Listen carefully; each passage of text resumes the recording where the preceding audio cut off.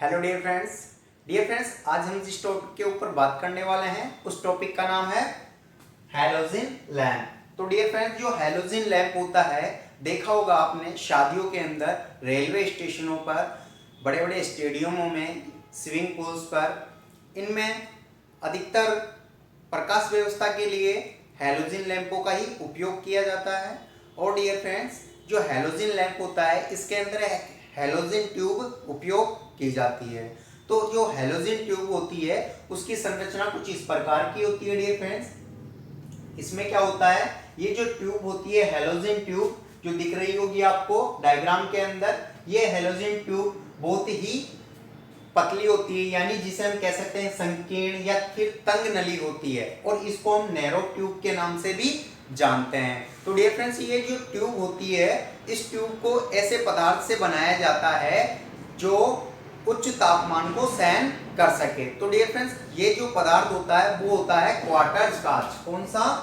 Quarters कांच। ये जो क्वार्टर्स कांच होता है डियर फ्रेंड्स, ये हाई टेम्परेचर को आसानी से सहन कर सकता है, इसलिए ये जो ट्यूब होती है वो क्वार्टर्स कांच की बनाई जाती है।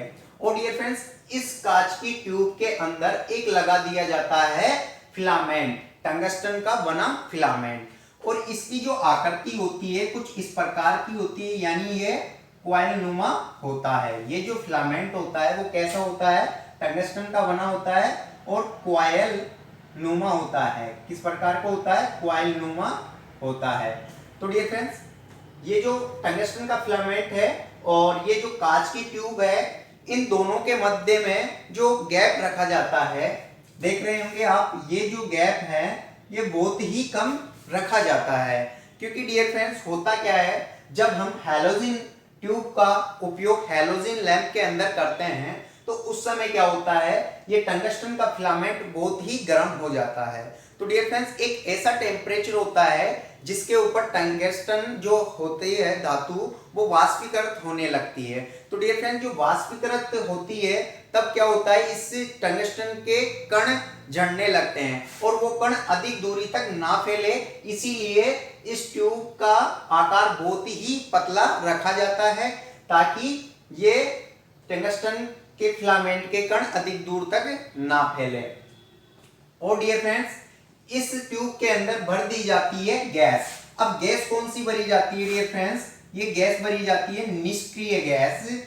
और निष्क्रिय जो गैस होती है, जैसे नियोन आदि जो गैसें होती है, निष्क्रिय गैस हैं, उनके साथ ये हैलोजन समूह की गैस भरी जाती है। कौन सी? हैलोजन समूह की कोई उपयुक्त गैस भरी जाती है, जिससे क्या होता है, हैलोजन गैस बनने का फायदा ये होता है डियर फ्रेंड्स कि जब ये वाष्पीकृत होता है टंगस्टन का फिलामेंट, तो वाष्पीकृत जब होता है तो वाष्पीकृत होने पे क्या होंगे, टंगस्टन के फिलामेंट के जो कण हैं वो फैलने लगेंगे, दूर उड़ने लगेंगे और झड़कर इस ट्यूब के आसपास, ट्यूब के आंतरिक सतह पर चिपकने लगेंगे। तो डियर फ्रेंड्स, ये जो हैलोजन गैस होती है, हैलोजन समूह की जो उपयुक्त गैस होती है, वो क्या करती है, इन कणों को वापस ही टंगस्टन के फिलामेंट पर चिपका देती है, जिससे क्या होता है, इस ट्यूब की यानी इस फिलामेंट की जो आयु होती है वो बढ़ जाती है, यानी दीर्घ आयु हो जाती है हैलोजन गैस का उपयोग करने से। और डियर फ्रेंड्स, जो हैलोजन गैस समूह के अंदर जो गैसें आती है वो होती है, एक तो होती है क्लोरीन, और जो दूसरी गैस होती है वो होती है फ्लोरीन, और जो तीसरे नंबर की गैस होती है डियर फ्रेंड्स वो होती है ब्रोमीन, और गैस होती है वो होती है आयोडीन। इस प्रकार की इसमें कई सारी गैसें होती है हैलोजन समूह के अंदर। तो इनमें से कोई उपयुक्त गैस का उपयोग हम निष्क्रिय गैस के साथ करके इस ट्यूब के अंदर इसका उपयोग करते हैं, नियोन गैस, निष्क्रिय गैस और हैलोजन गैस का। और डियर फ्रेंड्स, इस ट्यूब के अंदर लगा दिए जाते हैं ये कनेक्टर। ये जो कनेक्टर होते हैं डियर फ्रेंड्स, ये पोर्सिलीन के बने होते हैं। किसके? पोर्सिलीन के बने होते हैं, पोर्सिलीन के बने होते हैं।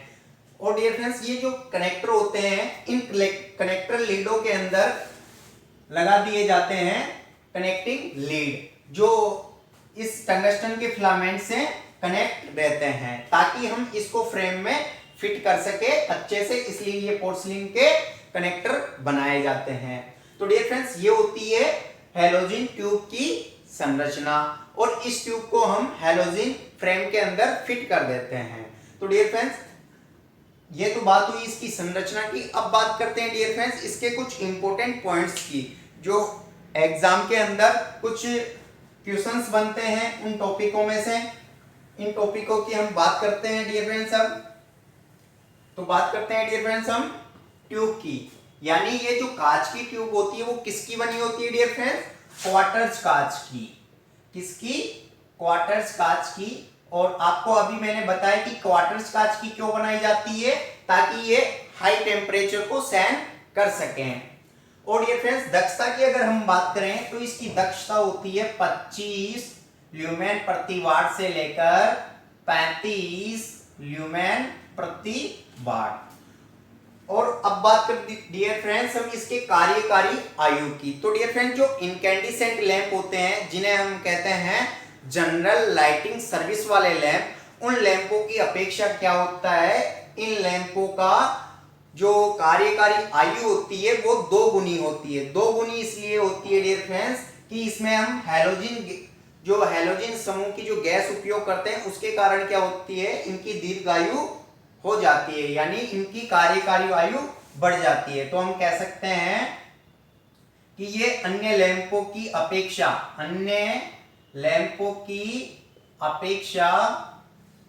अपेक्षा 2 गुना होती है। कितनी? 2 गुना अधिक आयु होती है। 2 गुना अधिक आयु होती है अन्य लैंपों की अपेक्षा हैलोजन लैंप की।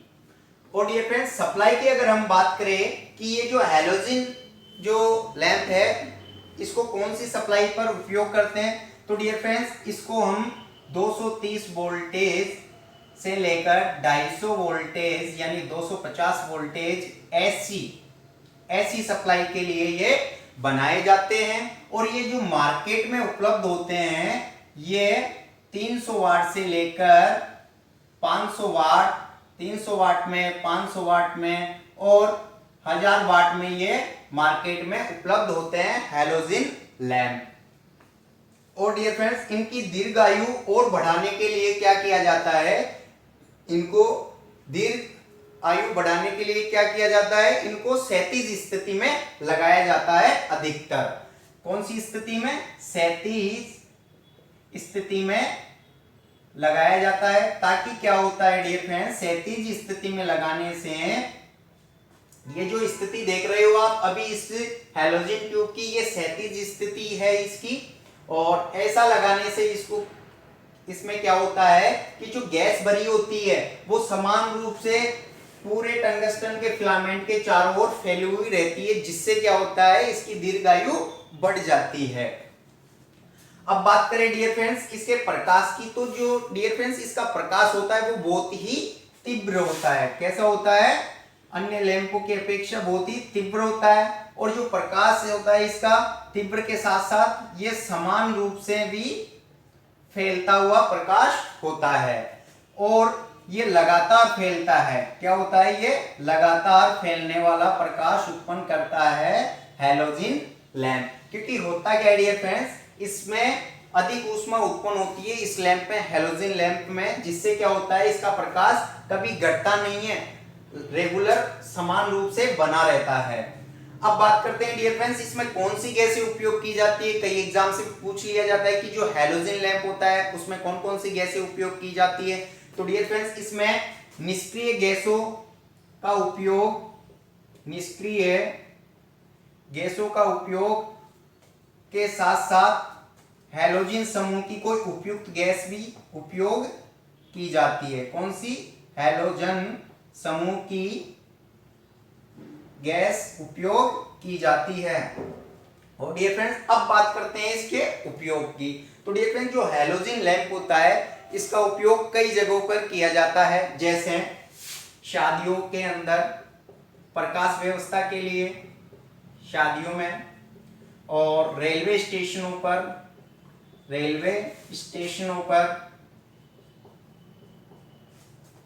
और स्विमिंग पुल्स में भी इनका उपयोग किया जाता है और गोदामों में इनका उपयोग किया जाता है, स्टेडियमों में इनका उपयोग किया जाता है डियर फ्रेंड्स।